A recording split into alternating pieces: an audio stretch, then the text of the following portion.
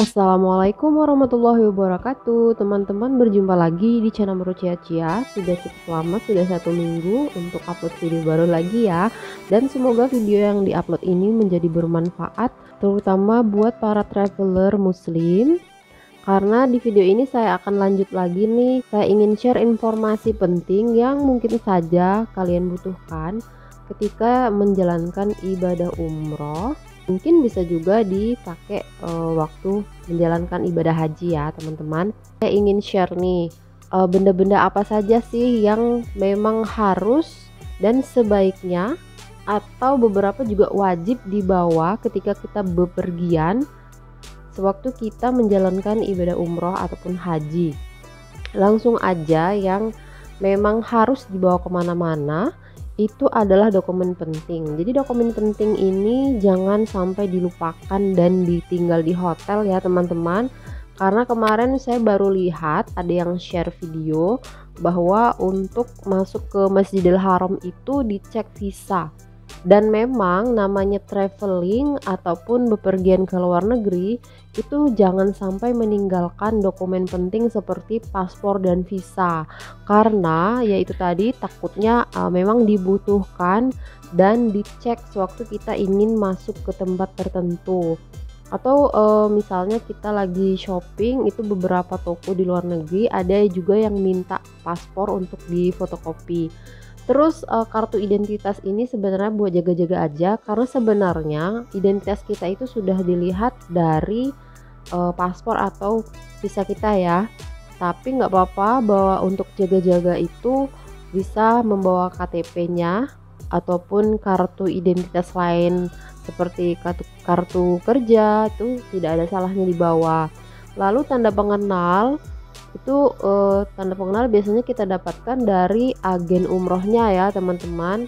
ID card itu jangan sampai tinggal, karena itu untuk mengenali kita tuh dari jamaah atau rombongan yang mana gitu. Yang selanjutnya adalah jadwal kegiatan. Nah, jadwal kegiatan ini nggak ada salahnya juga untuk dibawa agar ngecek kita nggak sampai ketinggalan. Misalnya kita sedang asik beribadah, tiba-tiba teman-teman yang lain itu dan guide-nya akan menuju ke tempat yang lain, misalnya menuju ke tempat ziarah atau menuju ke tempat wisata. Jadi supaya tidak ketinggalan jadwal, itu kalian bisa simpen jadwal kegiatannya, bisa di print atau bisa disimpan di HP. Yang selanjutnya yang tidak kalah penting adalah alat komunikasi. Di sini alat komunikasi itu kan yang jelas HP-nya ya teman-teman, dan tidak lupa juga kartu HP. Ya memang sih di beberapa spot seperti di hotel juga itu kan ada wifi-nya, free wifi. Cuma akan lebih baik lagi kalau kita punya kartu perdana internet khusus Arab Saudi ya. Itu dijual di Indonesia juga sudah banyak di all shop, atau kalian bisa sewa modem wifi di Indonesia juga.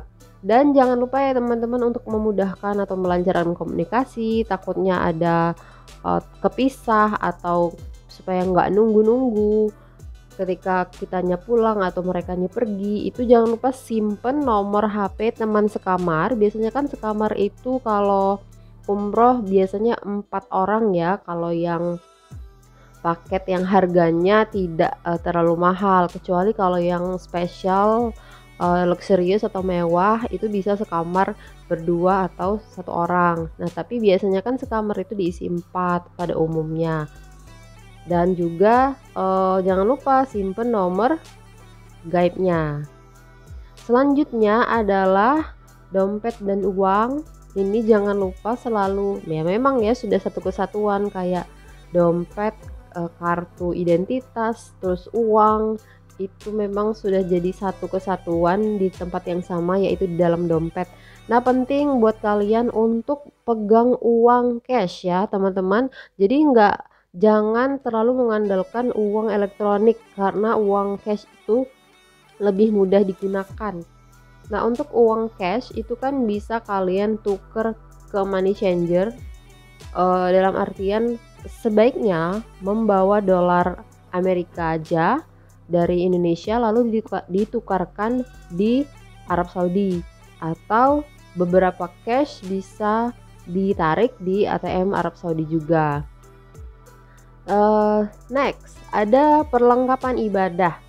Perlengkapan ibadah ini contohnya seperti buku doa dan buku zikir. Terus opsional ya teman-teman membawa mukena, karena biasanya kan kita bajunya sudah panjang seperti bergo dan mirip mukena itu. Seperti bisa dilihat, memang orang-orang Arab itu nggak pakai mukena lagi. Dari tempat lain juga nggak pakai mukena, karena sebenarnya itu kan mukena itu baju sholat yang kita bisa lihat di Asia Tenggara ya. Cuma kalau di luar negeri itu mereka bisa langsung sholat, karena memang kan mereka menggunakan sudah baju besar longgar seperti abaya seperti itu. Terus kan memang mereka pakai jilbab hijab yang memang menjulur ke bawah dan besar seperti model bergo-bergo atau mukena itu ya. Jadi mereka nggak ribet pakai mukena lagi. Pokoknya selagi pakaian yang kalian kenakan itu memang sudah longgar, besar, menutupi semua aurat, termasuk kaki dan lengan, itu sudah bisa langsung sholat. Cuma kalau misalnya agak ragu-ragu lengannya tersingkap, itu nggak ada salahnya kalian bawa sarung tangan buat sholat ya, seperti yang di all shop jual itu sudah banyak. Ataupun kalian bawa cadangan kaos kaki ya, takutnya kaos kakinya itu basah atau kotor, jadi nggak ada salahnya kalian bawa si kaos kaki dan juga sarung tangan untuk sholat. Lalu selanjutnya yang jangan dilupakan adalah kresek wadah sendal ya, dan juga pastinya tas. Jadi kita itu diusahakan memang bawa tas kemana-mana untuk membawa yang rombongannya dokumen penting, jadwal, HP, dompet, uang, termasuk nanti kresek wadah sendal, karena sebaiknya sendal dimasukin ke kresek dan disimpan di dalam tas ya, lebih amannya. Karena sama aja di Indonesia ataupun di Arab, sendal itu juga sering ketukar ataupun hilang. Nah, jadi itu saja ya teman-teman untuk hal-hal yang penting atau barang-barang penting yang harus dibawa kemana-mana ketika kalian melaksanakan ibadah umroh. Nah, semoga bermanfaat. Untuk teman-teman yang punya info lainnya bisa share saja di kolom komentar ya, biar kita sama-sama mendapatkan info yang penting dan bermanfaat bagi ibadah umroh. Insya Allah bertemu lagi di video selanjutnya. Wassalamualaikum warahmatullahi wabarakatuh.